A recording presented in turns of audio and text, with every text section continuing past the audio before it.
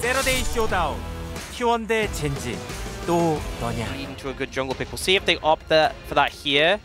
They might just go in a different direction. There we go. All right.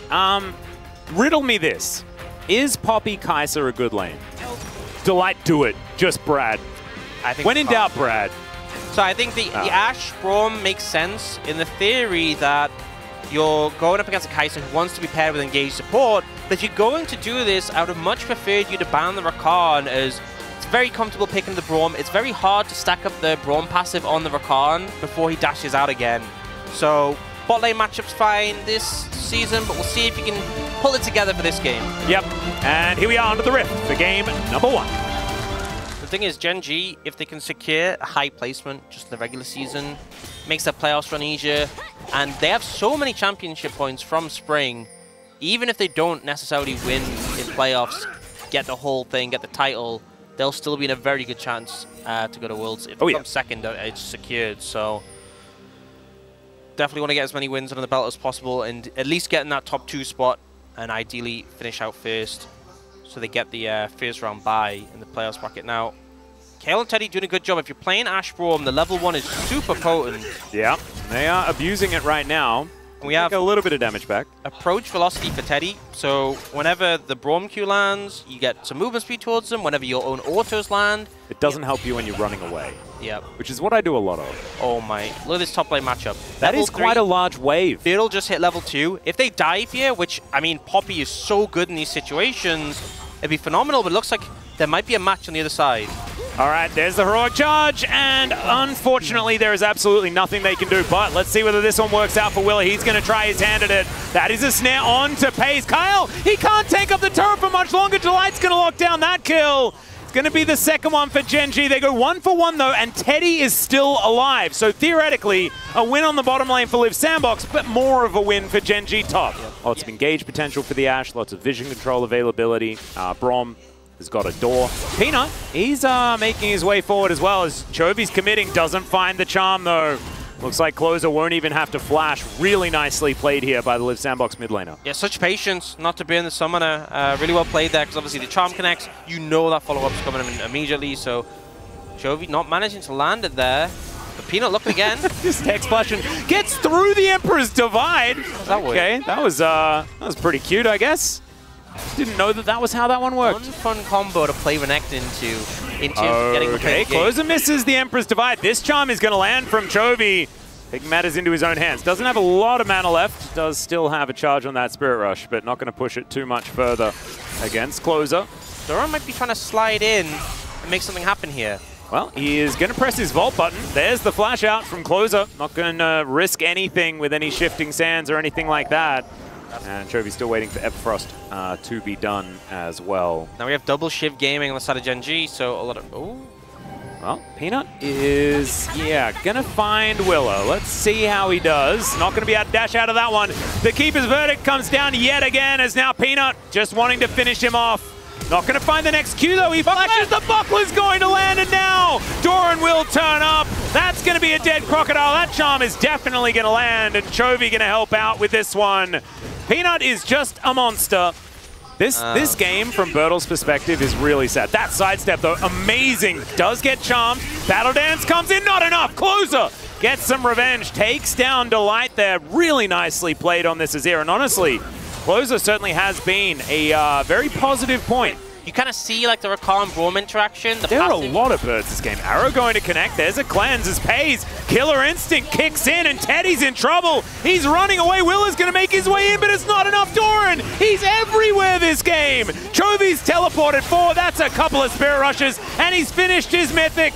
That means they're frosted all the time. Kyle gonna have to flash himself out of the way. They're still chasing, not quite able to lock down the kills, and Gen G will back away. Yeah, Bertle sliced over that wall, so won't have that mobility. as now they're looking for that flank angle. They do manage to break down the turret as Pays just going to get thrown back. He's been abandoned by the rest of his team. Will try to escape as there's a heroic charge. They take down the Kai'Sa, though. They trade 80 carries, and now Closer, he won't be able to avoid that grand entrance. Now he's going to be dead. Birdle is running for the hills. Birds, foxes, crocodiles, all the animals. Doran is going to... Oh, I was scared. I'm really glad Jonas Strong actually showed how dangerous that was. A lot of that obviously is going to be in that top lane. All right, Teddy in trouble, going to be caught as the charm moves over the door, and once again the Ashe is going to be taken down. He hasn't had an opportunity to flash twice now in these situations. Peanut going to heroically charge his way out of danger. That's a double kill now for Pays as Doran just swooping his way in to pick up the scraps at the end. Bird references aside, does kind of make some sense there, but Gen G just destroy Liv Sandbox. Outer turret going to fall. There's the flash over. Kyle going to be taken down. That is a very dead Quinn, though. I like the killer instinct there from Doran. It should probably make you feel better, as we're going to check out Jovi's perspective once again. The double stun with the Everfrost, making sure that the Unbreakable doesn't stop any return. And Renekton comes in, cannot really do anything after that moment. Gorgeously played here by Chovy, as now Liv Sandbox going for a desperation Baron.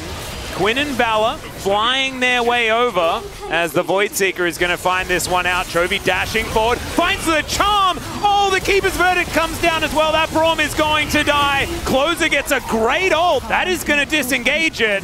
But they still lose the Braum, and now it's probably Gen G's turn to head towards Baron if they'd like it. Still some Spirit Rush charges remaining here for Chovy. He'll utilize them. That'll help take down the Crocodile. Flashes everywhere. Killer Instinct, and Teddy just explodes. Jury's still out. Peanut clearing out vision. Liv Sandbox will find the Poppy. Steadfast presence says no to a lot, and he flashes away. So Teddy's going to die. Delight somehow grabs that kill. They do manage to get the Poppy in the end, but Kyle Chovy is just dancing around the battlefield. Willa trying his best to find some resets, but Pays is now so massive it's absurd. Oh no. And he doesn't have Killer Instinct, but basically Doran is Killer Instinct. He presses R and then flies to them very fast. Just keep the stopwatch and turn that fiendish codex into whatever he might like. Doran just, yeah. Oh, no. Oh dear. Yep, that is the Gale Force. That was so cool looking. What can you even do? Do the same thing. Yep. Oh. Yep. Oh no. Is he just going to do the same play again? Well, basically, there's the cleanser we were talking about. Not exactly fast enough on it. There it was Doran in order to guarantee. As Chovy going to help take down Soul Point here. That's a lot of oceans, as Doran pressing a bunch of buttons here actually doesn't cancel the vault. A good idea in this particular case. Sometimes you want to vault. Exactly. Closer actually going to get a tower in the top lane, but there we go. Meanwhile, you can see the wave being pushed in mid by Chovy. Gen G not really able to do much more with the spot wave. I think going to try and apply some pressure to the mid inhibitor turret. See if they can take it down. Yep, Chovy going to usher that one in, and so it should mean that the base is broken. Should be able to grab this inhibitor as well. So far, Liv Sandbox have been defending relatively well as Chovy dives in. The arrow going to connect on top of him. He does go golden in time, though, as the knockups are pretty big, but that Emperor's Divide even bigger. Delight trying to get out. Chovy somehow survives, and now it's Pays on cleanup duty. Teddy can't do anything. The cleanse is somewhat late, but he's going to be able to stopwatch. And look at Kyle. He's like, I've got this door, but there's nothing he can do. Double knockup on Delight as well, as that is the pentakill in the end for Pays on his Kai'Sa. Oh, and Gen G will now just win the game. How did none of them die? I don't even know. Even a game that doesn't feel like it's that much about Pays becomes about Pays. Yeah. All of a sudden. Yeah, pretty phenomenal game. We should have pitched this. It would have been great. It's an absolute missed opportunity. So Pays gets a pentakill, but Doran still does the most damage in the game because he's Quinn and he was hitting a Crocodile the entire time. The amount of damage in lane as well is kind of insane. Yeah. He did more than Peanut's damage in the laning phase. Gen G should just take a top laner here. I mean, I think the Gragas would make sense. Obviously, Doran's really good in it. Oh, okay. Gangplank. The Gangplank. I mean, this used to be something that did very well into Renekton. Yeah, and it did get buffs on this patch. So back when Navori was super broken, they reduced the scaling on his barrel cooldown, because Navori meant you had infinite barrels anyway. Yeah. And we'll still presumably build Navori, which is pretty potent right now, so... That means you can't build Trinity Force Navori, though. Oh, yeah, it might be just the Shiv adaptation towards the bottom lane instead. Kind of cool. See where he does go. Let's jump onto the Rift for game 2. I think if you can get a stacked wave, top is very diveable with Renekton and the headbutt into the wall. We also saw what Poppy can do in general inside lanes, so hopefully looking towards that. Nice little bit of poke on Chovy should help close her out in this mid lane matchup, but I don't expect it to go too different from game 1. Yeah. And Chovy doesn't land all of the Fox's fire onto Closer. Pretty sure that's how you say that. Yeah, and there is the headbutt pole. Pulls it out immediately. Light not going to be too worried and does hook back Kyle. Oh dear, Pay's chasing him down. There's the flash. Does he have another one? He's looking for it. Teddy gets in front of Kyle. Make sure that he can eat up as much of that Acathian Rain as he can. So already so many summoner spells blown in this bottom lane. The heal needed to keep Kyle alive. He needing to flash away lane when it comes to Ezreal Alistar in the past, as Pay's going to be standing his ground. Peanut was in position, and Kyle does not have a flash available. The bait was set, and the trap was sprung. Willow not going to be able to get here in time. Ample opportunity to look for it. Yeah, Doran seeing whether he can trial by fire someone. Not exactly eating oranges, and isn't exactly K, as we can see, but Peanut is in position. Another parlay is asked for, and Bertle's like, yes, please, parlay sounds great. I would prefer to parlay. As Doran eats some oranges and says, no Ruthless Predator for you. As Closer, actually manages to avoid everything, conquering Sands as well to win out this trade. Definitely. And we mentioned that Closer, very, very good on this Azir, demonstrating that once again. And Willer is going to contest here for the moment. Hook is going to connect. Steadfast Presence going to be there to deny it, though he takes a lot of damage. It's Peanut gonna have to flash away. Cannon Barrage not exactly doing very much as Teddy locks down the kill onto Peanut. Now Pays is in trouble. He will be taken down. Closer eventually falls, but so many on Gen G have been taken down. That's the headbutt. Pulverize, and Delight should not make it out to safety, and he will not. Kyle just gonna hoof him in the back of the head, and the gold very, very close, to be honest, as Cease and Desist going to come down. Closer, I believe, is just dead. Yeah, sometimes you just stand in front of the Azir and he does nothing. Yep, so hard with no flash, with no ultimate. It's actually very soon coming off cooldown. Had too much vision, so it was very close considering that. Pays goes back, gets his static shiv. Is now Bertle gonna have to Dominus. There's the Cannon Barrage. Death's Daughter coming on through. There's the flash, and Doran picks up the solo. He's making handbags up here. What just happened there? As Doran is now kind of massive. Tribut, look at how much that, isn't it silly? It's always been silly, and it bothers me every time. The Gangplank passive, that burn, it's just a lot to deal with. And this is what we were talking about, because now Bertle wants it. He feels like it's like, can I have game 1 back? But the next one is ready for the taking. They can get there in a minute and a bit. As Voltbreaker is going to connect there over the wall, as Peanut looking for one, but Willer is going to turn up. There is the Cannon Barrage, and Peanut will solidify the kill. Really nicely done, just following him over with the Cease and Desist. Try and do it when Gangplank isn't there. As Bertle is just trying to enjoy some League of Legends. Gen G. Yeah, no, it's I don't even want to. I don't want to. I'm not commentating. I'm not commentating. I'm not doing it. I refuse.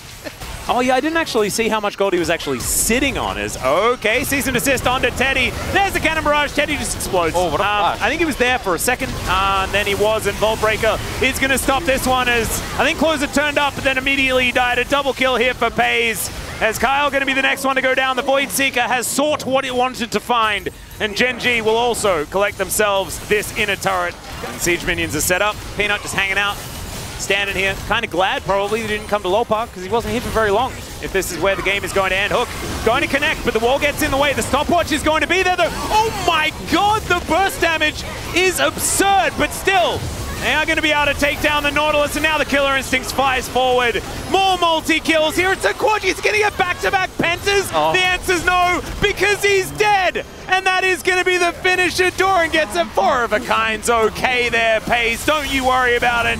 This Nexus not long for the world, and I have a feeling there's a certain pirate in my POGs. And honestly, Gen G in pretty high spirits after finishing the first round robin of Summer undefeated. Hey, you know, last game when I said about the crazy damage in lane, Doran just kind of did it again. What? Is that like 8,000 damage in lane? Yeah, that's quite a...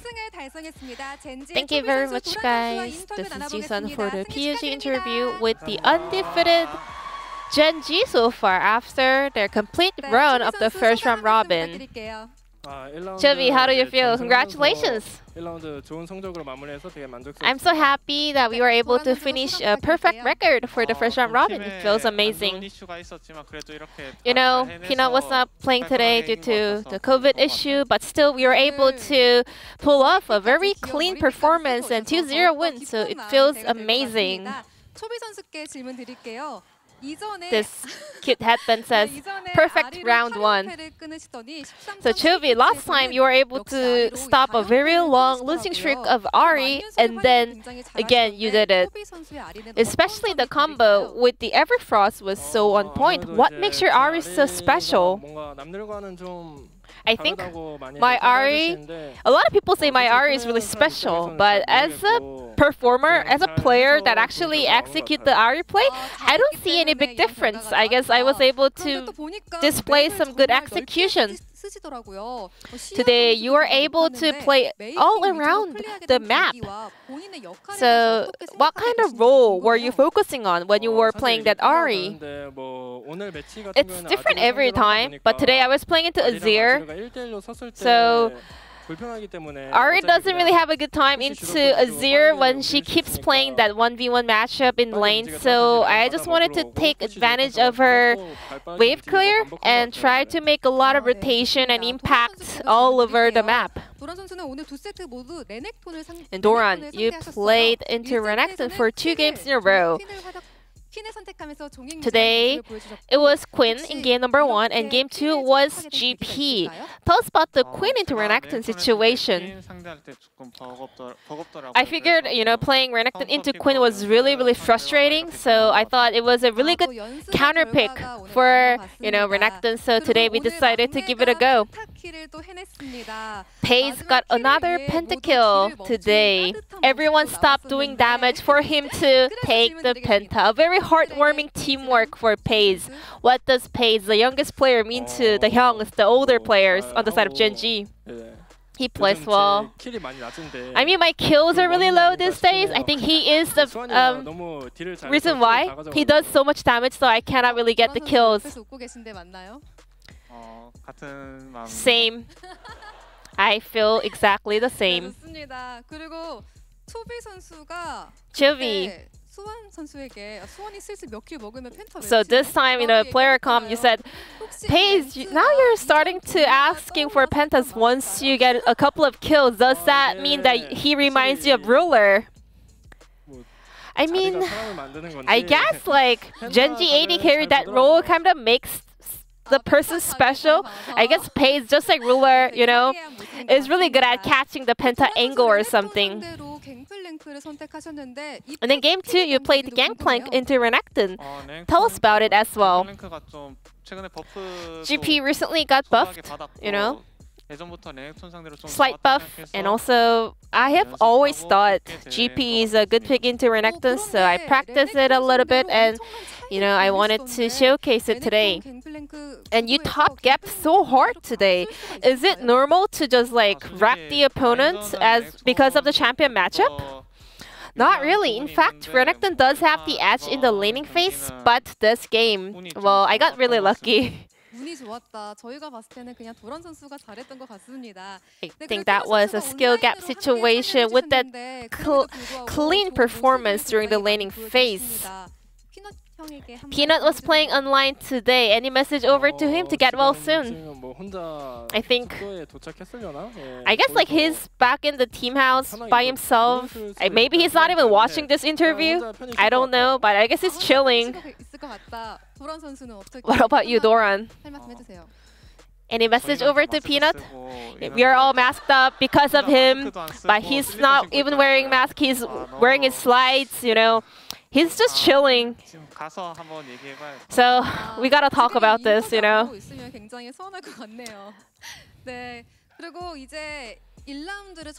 So a perfect round robin record for Gen G. What do you think is the biggest strength of Gen G in the summer season? I mean, I think we're a very well-rounded team, but especially our team fight is really good. You know, I think we are always on the same page. And Gen G, your first matchup of the second round robin will be up against T1, and that is gonna be this week's Saturday Showdown. We were undefeated the entire first round robin, and this makes me want more. So I hope we can continue this win streak, maybe even have a perfect second round robin.